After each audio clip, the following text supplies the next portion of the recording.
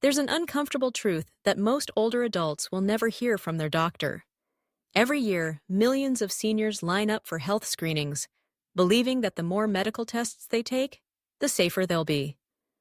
But that belief can be dangerously misleading. What if I told you that some of these tests, the routine ones your doctor may recommend, could actually push you closer to unnecessary surgery, stroke, or even cancer? I'm Dr. Emily Carter, a physician specializing in the care of adults over 60 with more than 20 years of experience. And today, I need you to hear this clearly. Some seemingly harmless medical tests are quietly leading older adults toward avoidable operations, lifelong complications, cognitive decline, and loss of independence. Studies in the U.S. have sounded the alarm. 37% of medical tests performed on seniors lead to overtreatment or long-term side effects, and 99% of people over 70 are never warned about this by their healthcare providers. One test in particular, often marketed as completely safe, is linked to 5% of all radiation-induced cancers in the U.S., a risk comparable to daily alcohol consumption. You won't hear this in your doctor's waiting room. You won't see it on a billboard. But today, we're bringing that truth to light. In this video, we'll reveal 6 medical tests you should avoid after age 60, and the surprising, even frightening realities of what they can do to your body. All of it backed by real scientific evidence. And trust me, you won't believe which test came in second on the list. Before we dive in, let me know in the comments. Where are you watching from? How old are you? Have you ever regretted getting a medical test or procedure? Drop your story below. My team and I read and respond to every single question. Now let's begin with the first test, a scan that's being sold as the ultimate cancer shield, but might actually be the gateway to a cascade of unnecessary and risky interventions. 1. Full-body CT scan. The full-body CT scan has become one of the most aggressively marketed premium health packages in the U.S., especially aimed at adults over 60. It sounds like a smart idea. Who wouldn't want to catch cancer, tissue damage, or hidden risks before they cause trouble? But here's the reality. If you don't have specific symptoms or a strong medical history, routine full-body CT scans are not only unhelpful, they can be seriously harmful. A study published in the Journal of the American Medical Association, JAMA, found that 63% of abnormalities found on full-body CT scans are either benign or false positives. Despite that, nearly 1 in 5 seniors were still sent for further testing, including biopsies, endoscopies, or surgeries, only to find out the issue wasn't cancer at all. Even worse, each full-body CT exposes your body to 10 to 20 millisieverts, MSV, of ionizing radiation, equivalent to 3 to 5 years of natural background radiation exposure. According to the American Cancer Society, this cumulative exposure raises long-term risks of developing thyroid, lung, or blood cancers, especially dangerous for older adults with weakened cellular repair systems. But perhaps the most dangerous part of all is the false sense of security. A clean CT report might make you feel in the clear, but CT scans can easily miss small precancerous changes, biochemical imbalances, and subtle functional disorders. So, when real symptoms finally appear, you may already be behind, lulled into inaction by a test that looked reassuring but told you nothing meaningful.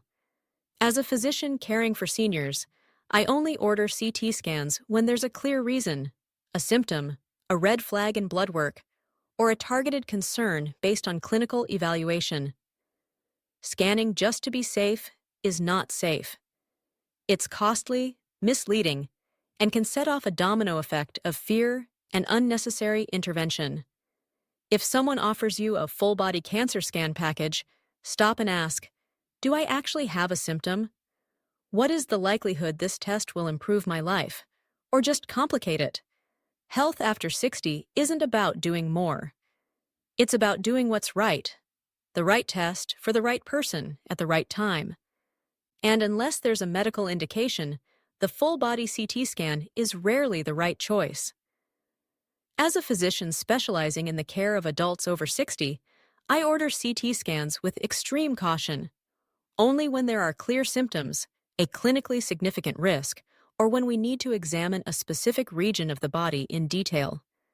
Getting a CT scan, just to be safe, is a costly, risky decision that can trigger a cascade of unnecessary medical interventions, especially in older adults, where even a small misstep can lead to serious complications. If you're being offered a full-body CT cancer screening package, stop and ask your doctor, do I have any symptoms? Is there any real evidence that this test will help me live longer? Or is it more likely to lead me to surgery sooner? Senior healthcare is not about doing more tests. It's about making smarter choices, doing the right test at the right time for the right person. And when there's no clear medical reason, a full-body CT scan is almost always the wrong decision. 2. CA-125 and transvaginal ultrasound, one of the most commonly overused tests in women over 60, is the CA-125 blood test, often marketed as a tool to screen for ovarian cancer. Combined with transvaginal ultrasound, it gives the illusion of early cancer detection, even before symptoms appear. But here's the concerning truth. CA-125 is not an effective screening test, and in most cases, its harms far outweigh the potential benefits. The large-scale PLCO cancer screening trial, conducted by the U.S. National Institutes of Health, NIH, found that screening for ovarian cancer using CA-125 and ultrasound did not reduce cancer mortality, but it did increase the rate of unnecessary surgeries by 29%. Worse, 15% of women who underwent surgery due to false positive results suffered serious post-operative complications, including infections, bowel damage, and bladder injury. Why is this happening? Because CA-125 is a highly nonspecific marker. Its levels can rise due to fibroids, endometriosis, pelvic inflammation, menopause, or even something as simple as the common cold. In older women, the risk of false positives is even higher, leading to a stressful cycle of tests, invasive procedures, and sometimes avoidable surgery. That's why the United States Preventive Services Task Force, USPSTF, has given ovarian cancer screening in asymptomatic women a Grade D recommendation, meaning it should be avoided entirely, because the harms exceed the benefits. As a female physician who has cared for hundreds of women over 60, I understand the fear of ovarian cancer is real. But if you don't have clear symptoms like persistent bloating, pelvic pain, or unexplained digestive issues, and if you don't have a family history of ovarian cancer or a BRCA gene mutation, you should not be getting routine CA-125 tests. It doesn't prevent cancer. It only increases the chances of being led down the wrong treatment path. After age 60, we must understand that good health doesn't come from trying to uncover everything hidden inside our bodies. It comes from intelligent decision-making, choosing the right test for the right person at the right time. And based on everything we know today, CA-125 is not one of those tests. 3. Bone density testing, DEXA scan. Have you ever been told to get a bone density scan every year after age 60 to prevent osteoporosis? It sounds like a smart precaution, but the truth is, most older adults are being overtested with DEXA scans, leading to misdiagnosis and unnecessary treatment. According to the official guidelines from the United States Preventive Services Task Force, USPSTF, women should undergo DEXA scanning only after age 65 if they have risk factors, and men after age 70. If the results are normal or show only mild bone loss, osteopenia, there's no need to repeat the test for another 5 to 10 years. Yet in real-world practice, many people over 60, even those with no history of fractures, no corticosteroid use, no thyroid disease, and no signs of malnutrition, are still being told to get DEXA scans every year. This kind of routine testing is not only unnecessary, but also poses psychological risks and leads to overtreatment. A study published in the Journal of Bone and Mineral Research found that over 40% of women over 65 diagnosed with mild osteoporosis through DEXA were prescribed bisphosphonate medications, such as alendronate or risedronate. despite having a very low actual fracture risk. These medications, when used without proper indication, can cause serious complications, including jaw osteonecrosis, atypical femur fractures, and esophageal inflammation. To make matters worse, DEXA results can vary between machines and testing sessions, leading many patients to believe their bone health is declining, when it may just be a technical fluctuation. Tragically, many older adults become so anxious about their T-score that they overlook far more effective solutions: walking, strength training, getting calcium from food, and maintaining adequate vitamin D levels. As a doctor who closely monitors osteoporosis in seniors, I only repeat DEXA scans when there's a new fracture, significant changes in physical condition, or the start of a medication that may affect bone health. Don't let yearly DEXA results drag you into a spiral of unnecessary medication and fear. After age 60, you don't need to scan your bones every year. What you do need is a personalized plan for exercise, nutrition, and risk assessment, not just a number from a machine. 4. Colonoscopy. Colonoscopy has long been considered the gold standard for detecting colorectal cancer, and it truly is, but only when used in the right age group and clinical context. After age 75, this test is no longer the safety net it's made out to be. In fact, if done at the wrong time, a colonoscopy can cause more harm than good for older adults. According to the latest 2021 guidelines from the United States Preventive Services Task Force, USPSTF, colorectal cancer screening via colonoscopy should be done between the ages of 45 and 75. Beyond age 75, continuing screening should be a case-by-case decision based on overall health status, life expectancy, and prior colonoscopy history. Why? Because in adults over the age of 75, a colonoscopy no longer significantly reduces cancer-related mortality, but it does sharply increase the risk of serious complications. A study published in the Annals of Internal Medicine found that the rates of bowel perforation, major bleeding, and infection after colonoscopy in people over 75 were twice as high as those in the 50 to 65 age group. And these risks skyrocket when the patient already has heart disease, diabetes, early cognitive impairment, or needs assistance with mobility. What's more, the preparation process, including strong laxatives, fasting, and dehydration, can lead to electrolyte imbalances, falls, or fatigue in older adults. In many cases, hospitalization occurs not because of the colonoscopy itself, but because of the prep. As a physician who specializes in senior care, here's what I often tell my patients. If you've had a colonoscopy in the past and the results were completely normal, and you currently have no new symptoms like changes in bowel habits, unexplained weight loss, or anemia, then you don't need to repeat the procedure after age 75. At that point, the focus should shift to monitoring clinical signs and supporting digestive health through diet, fiber intake, and inflammation control. Remember, colonoscopy is an effective test, but only when used at the right time, for the right person, and for the right clinical reason. After 75, don't do it out of habit. Don't do it because it's included in a checkup package. Only do it if it's truly necessary. 5. Routine electrocardiogram, ECG.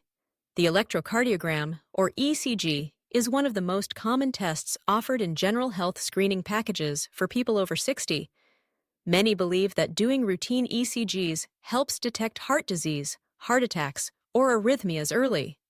But the truth is this: if you don't have clear symptoms or major cardiovascular risk factors, routine ECGs may actually do more harm than good. According to the updated guidelines from the United States Preventive Services Task Force, USPSTF, ECGs should not be used as routine screening tools in asymptomatic adults, even those over 60. This recommendation is based on strong evidence showing that ECGs in people without symptoms yield a high rate of false positives, and that many of the abnormalities found have no clinical relevance to actual heart disease. So, what happens as a result? Minor findings like incomplete bundle branch block, slow sinus rhythm, or slight ST changes, often benign, can lead to a cascade of follow-up tests, stress tests, echocardiograms, coronary angiograms, and even invasive cardiac catheterizations. A study published in JAMA Internal Medicine found that for every 100 abnormal ECGs in asymptomatic older adults, 38 ended in unnecessary interventions, and one-third of those resulted in complications. Even more concerning, an abnormal ECG result can trigger long-term anxiety. Patients may start limiting physical activity, taking unnecessary medications, or losing confidence in a heart that is, in reality, perfectly healthy. In short, unless you're experiencing symptoms like chest pain, palpitations, shortness of breath, fainting, or have known high-risk conditions such as uncontrolled hypertension, long-standing diabetes, or abnormal cholesterol, there is no benefit to routine ECG testing after age 60. And in many cases, there's real potential for harm. Healthy aging doesn't come from chasing numbers on a screen. It comes from understanding your body, trusting your symptoms, and making choices grounded in evidence, not fear. So when should you get an ECG? Only if you have symptoms such as chest pain, shortness of breath, palpitations, or fainting, or if you have a history of heart disease, uncontrolled high blood pressure, long-standing diabetes, or severe lipid disorders. But if you feel well, are physically active, and don't have any risk factors, there's no reason to get an ECG every year. After age 60, cardiovascular monitoring should be guided by clinical symptoms, lifestyle habits, and actual risk management, not by chasing numbers on a machine. Let ECG be a tool that supports your doctor, not an invisible net that traps your peace of mind. 6. Brain MRI for mild memory lapses. After 60, occasionally forgetting someone's name, missing an appointment, or repeating a story isn't unusual. But many older adults, based on just a few moments of senior forgetfulness, are being referred for brain MRI scans to detect early dementia. The problem is, getting an MRI when there are no clear symptoms often provides no meaningful clinical benefit. And worse, it can lead to mislabeling or lifelong anxiety. According to guidelines from the United States Preventive Services Task Force, USPSTF, screening for dementia in older adults without clear symptoms has not shown proven benefit, and brain MRI should not be performed routinely in this context. Why? Because MRI is extremely sensitive. It can detect subtle findings like mild cortical atrophy, white matter hyperintensities, or tiny vascular changes, all of which are very common in aging brains and do not equate to actual cognitive decline. A study published in Neurology found that nearly 30% of healthy adults over age 65 had abnormal MRI findings, but never went on to develop Alzheimer's disease or other forms of dementia. Yet the moment a patient sees the phrase mild hippocampal atrophy, they often believe they're developing Alzheimer's, leading to unnecessary fear, pointless use of brain supplements, or social withdrawal. The truth is, memory function after age 60 is influenced by many factors: sleep quality, stress levels, medications, undiagnosed depression, diet, and lack of physical activity. Before jumping to imaging, address these reversible factors first. As a physician, I only recommend a brain MRI if the patient shows cognitive decline that interferes with daily life, marked behavioral changes, or accompanying neurological signs. But if you're just occasionally forgetful, as most people are, an MRI won't make you healthier, it will just make you more anxious. After 60, brain health doesn't come from magnetic scans. It comes from deep sleep, healthy food, regular movement, and meaningful connection. If you're concerned about your memory, talk to your doctor. But don't rush into a brain MRI unless your body truly needs it. After going through 6 widely used but highly controversial medical tests, from full-body CT scans, CA-125 blood tests, bone density scans, colonoscopies, and ECGs, to brain MRIs, you might now be wondering, what tests should people over 60 actually get? And more importantly, How do you avoid missing a serious condition without falling into the trap of unnecessary testing? The answer lies in what I call the SMART screening strategy, a principle I've applied for over 20 years with thousands of older adult patients in my clinic. Rule number 1, only undergo a test if you have symptoms, a clear personal risk history, or your doctor has a strong clinical reason. Don't do it just because it's part of a comprehensive health package. Science has repeatedly shown that indiscriminate testing can lead to misdiagnosis, unnecessary anxiety, overtreatment, and ultimately a decline in quality of life. A 2022 study published in the British Medical Journal confirmed that among seniors, overtesting is linked to higher rates of hospitalization due to iatrogenic complications, that is, harm caused by the very medical interventions intended to help. Rule number 2, always consider your overall health status and life expectancy before agreeing to any test. For example, if you're 78 years old, have heart disease, and require assistance with mobility, then getting a colonoscopy or brain MRI, just to be sure, may offer no practical benefit and could even expose you to serious risks. And finally, ask this one powerful question. What will happen if this test comes back abnormal? If the honest answer is, I wouldn't pursue treatment, or I wouldn't undergo surgery or take strong medications, then perhaps you don't need that test in the first place, because a test is only meaningful if it leads to an action that improves your health, not if it simply gives you something new to worry about. Screening after age 60 isn't about hunting for every hidden issue inside your body. It's the art of knowing when to act and when to step back to protect your balance, independence, and quality of life. Be the person who chooses wisely, not the one chasing every test out of fear. That's the real path to healthy aging, longevity, and freedom after 60.